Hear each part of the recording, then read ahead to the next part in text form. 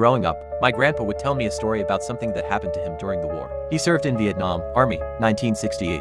Bronze Star recipient. Total badass, but a quiet one. He never glorified anything. Except this one story he would always circle back to after a few beers. The story of the man in the river. He'd always start the same way. We were pinned down by the river bend, 6 men left out of the original 12. Charlie was closing in fast, and we had nowhere to go except the water. But that current wasn't gonna carry us to safety. That's when he showed up. He claimed some man barefoot, shirtless, painted in dark mud rose up from the edge of the river and motioned them over. Said not a word, just pointed downstream. Grandpa said he and the surviving men followed. Desperate, thinking maybe he knew a way out. The man led them along a narrow, half-submerged trail on the riverbank, hidden by hanging vines. Every time Grandpa looked back, expecting him to vanish, he was still there, quiet, gliding, guiding. Eventually they came across a low overhang of roots and brush perfect cover. They hid there for 2 hours as enemy troops passed feet away from them. And just like that, the man was gone. We got picked up by evac the next morning. Grandpa would say, always ending the same way. But I never saw that man again. Didn't say a word, just disappeared like he was never real. But I know he was. We always thought it was a heat stroke hallucination. A stress-induced vision, maybe?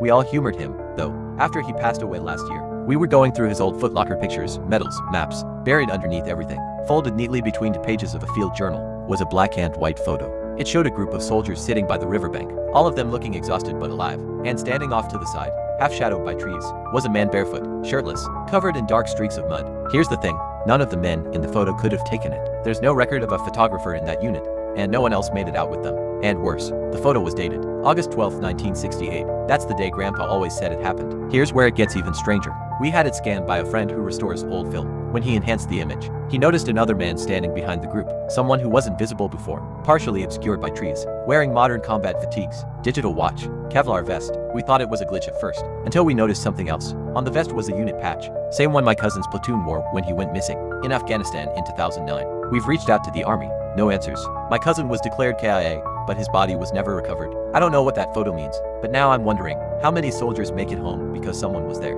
Someone who shouldn't be, or maybe, someone who will be,